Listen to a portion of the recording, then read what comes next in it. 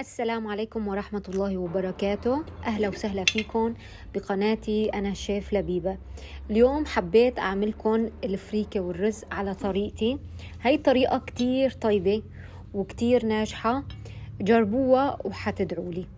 هلأ أنا عندي كيلو فريكة وكيلو رز وربع كيلو لحمة ناعمة مفرومة ونص كيلو دهنة خروف، بتطلع كتير طيبة بدهنة الخروف. وبدنا لوز لنحطه مع اللحمة حسب الرغبة، كتير أو قليل حسب الرغبة. ومنحتاج بهار وملح للحمة وأي نوع سمنة انتو بتفضلوا.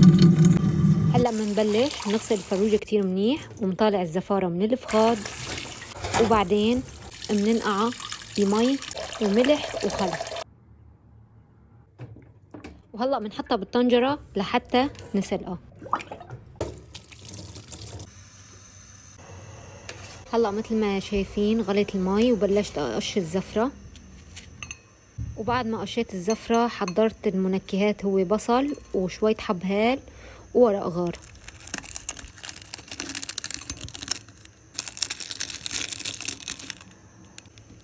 هلأ بحط البصل والمنكهات وحطوا له ملح يا صبايا، لأنه أنا نسيت أحط له ملح، بس حطيت له ملح بعد ما استويت.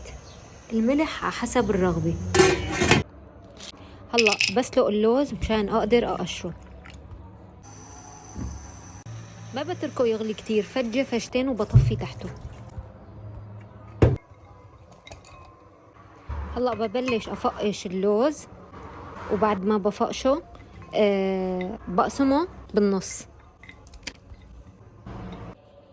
نحط 3 معالق سمنة لنحمص اللوز فيهم.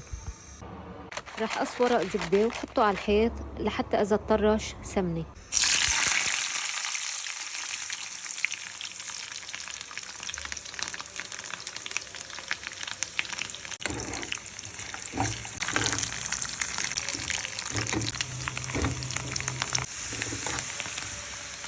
لاحظين يا صبايا ورق الزبدة قديش غب سمنة.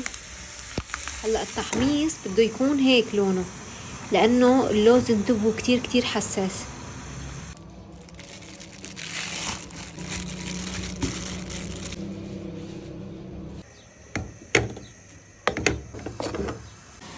بقلي اللحمة وبحط لها من سمنة تحميص اللوز، لأنه اللحمة اللي عندي إياها دهنتها قليلة. أول ما يتغير لونها بحط لها ملح على حسب الرغبة، ولما تستوي معنا بالأخير بحط لها معلقة بهار. بنزل اللوز فوق اللحمة وبقلبهم تقليبتين وبطفي تحتهم. ولأنه نسيت أحط ملح حطيت لها ملح وغطيتها وعفتها بالمرقة شوي وبعدين طالعتها. الملح على حسب الرغبة، وهي المرقة نفسها نطبخ فيها الرز والفريكة، فلذلك ما تحطوا ملح للفريكة والرز. هلأ رح أسحب كل البصل اللي بالمرقة. يا صبايا الفريكة لازم تنقوها تكون منظومة وكويسة، لازم يكون لونها أخضر ويكون إلها ريحة. كتير انتبهوا انتوا عم تشتروا الفريكة، كتير بتفرق معكم بالطعم. هلأ بصولها وجهين وبعدين اشفي وسط بطلع على الوجه بشيله بالمسحوق. هلأ بصفيها وبحطها بالطنجرة وبحط لها من مرقة الفروج. هلأ كل كاسة فريكة بنحط لها كاسة مي، لأنه في نوع فريكة ما بيغب مي كتير. تركيا إذا نشفت وما استوت حطي لها مي أحسن ما تنخبص مي. بنتركها على نار عالية لوقت تغلي، بس غليت بنوطي تحتها وبنتركها تستوي على أقل من مهلة، وكل شوي بنستفقدها.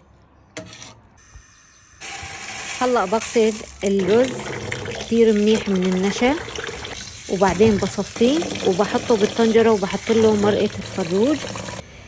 كل كاسة رز بنحط لها كاسة مي، نتركه على نار عالية. بس غلت المي بنوطي النار وبنغطيه ونتركه يستوي. الأغلب بده ربع ساعة لحتى يستوي الرز.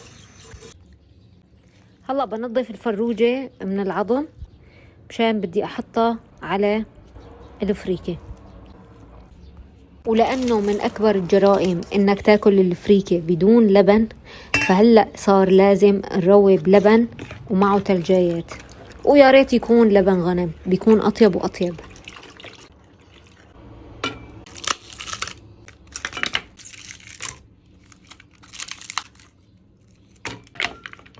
عندي نص كيلو دهنة رح أحطها لكوية الرز والفريكة، نص للفريكة ونص للرز، نتركها لتذوب تماما.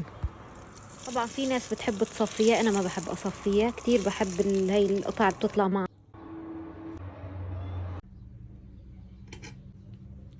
يا صبايا هذا الفيديو قديم وضليت فترة طويلة لحتى منتجته، أقسم بالله العظيم وأنا عم بمنتجه يعني اشتهيت أقوم أطبخه عن جد، يعني منظره بشهي، منظره عن جد بشهي.